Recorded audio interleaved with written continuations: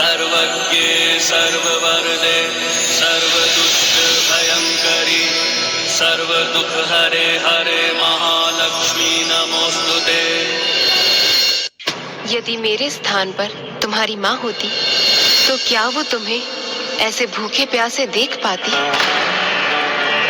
कितना द्रवित होता उनका मन पुत्र। माँ,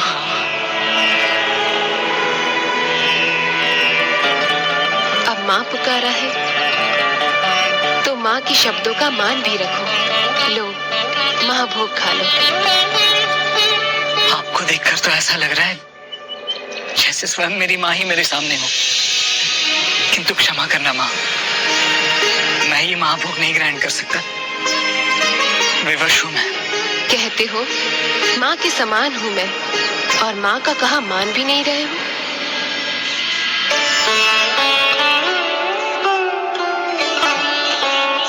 और मुझे भी अपनी बहन पुकार कर मेरा कहा नकार रहे हो।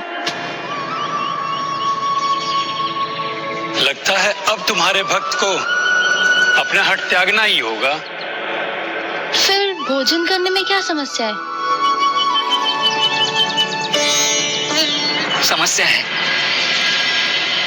समस्या ये है कि मैं अब कभी ऐसी अवस्था में नहीं आना चाहता जहां जिसने भी मेरा हाथ थामा वो सब मुझे छोड़कर चले गए।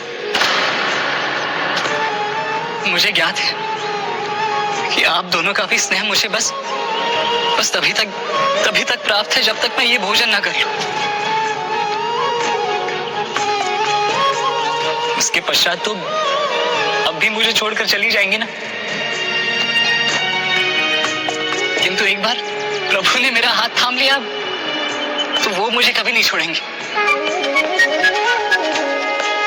इसलिए भूखा प्यासा बैठा मैं प्रभु जगन्नाथ जी की प्रतीक्षा कर रहा हूं, जिससे मेरे प्रभु आकर मेरा हाथ थाम ले। और वो मेरे पास ही है, मुझसे अधिक दूर थोड़ी है।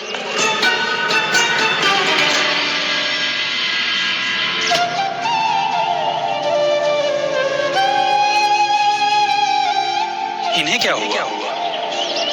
समझाने के स्थान पर लगता है स्वयं समझ रही है ये। सहानुभूति की भावना में भावुक होकर कहीं दोनों बह न जाएं। मेरा अर्थ है लौट ना आए। ये मेरा हठ नहीं, मेरा निर्णय। अब जब तक वो मेरा हाथ नहीं थामेंगे मैं भोजन नहीं करूंगा। संभव है पुत्र, प्रभु श्री जगन्नाथ जी कदाचित इसी प्रकार तुम्हारा हाथ थामना चाहते हो। हाँ, और मैंने पहले भी कहा था, प्रभु की इच्छा से ही सब होता है। यदि हम आपके सामने आए हैं तो उनकी ही इच्छा होगी। वैसे भी ये महाभोग है, बड़े भाग्य से मिलता है। हाँ, इसे चखने के लिए तो स्वयं ब्रह्मदेव, महादेव और देवर्षि नारद भी प्रतीक्षा कर रहे थे। किंतु जो महाभोग इतनी सरलता से बट रहा है, उसे पाना इतना कठिन कैसे हो सकता था?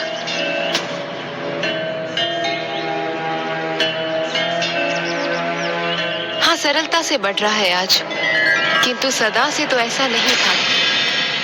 प्रभु जगन्नाथ जी के मंदिर की स्थापना के पहले महाभोग केवल प्रभु श्री हरि नारायण के लिए ही होता था। किंतु अब देवी विमला को चढ़ाए बिना, अर्थात जगत जननी माता पार्वती को समर्पित किए बिना ये महाभोग नहीं कहलाता। बड़ी रुचिकर कथा है इसके पीछे। तो बताइए ना माता। अवश्य सुनाऊंगी, किंतु तुम्हें भी वचन देना होगा। कथा सुनने के बाद तुम हमें भोजन परोसने दोगे।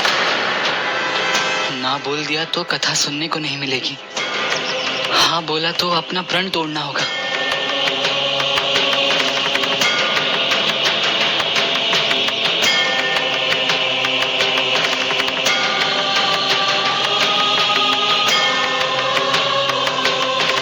कहो पुत्र, महाभोग परोसने दोगे न हमें?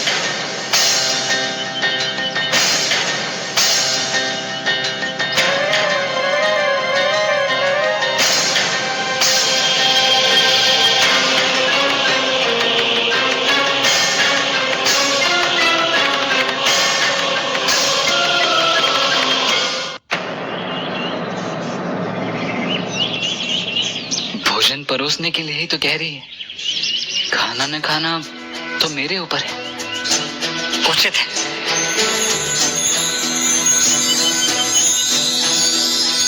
मैं आपको महाभोग परोसने से मना नहीं करूंगा, किंतु अब तो बताइए ना, देवर्षि नारद जी ने ऐसा क्या किया था जिसके कारण माता विमला को भोग चढ़ाने पर ही वो महाभोग बनता है? बहुत समय पहले की बात है। जगन्नाथ जी के मंदिर की स्थापना के तुरंत बाद एक बार देवर्षि नारद वैकुंठ के मार्ग पर थे और तब उन्होंने पहले द्वारका जाने का निर्णय लिया और फिर श्री जगन्नाथ हरि, श्री नारायण हरि, श्री जगन्नाथ, श्री नारायण हरि, श्री जगन्नाथ हरि हरि हरि। इतने मधुर स्वर में प्रभु के भजन कौन गा रहा? नारायण नारायण। देवर्षि नारद भजन सुनकर खींचे चले गए और वो पहुंचे प्रभु श्री कृष्ण के भक्त और शिष्य उद्धव जी के द्वार पर। Subscribe for more content.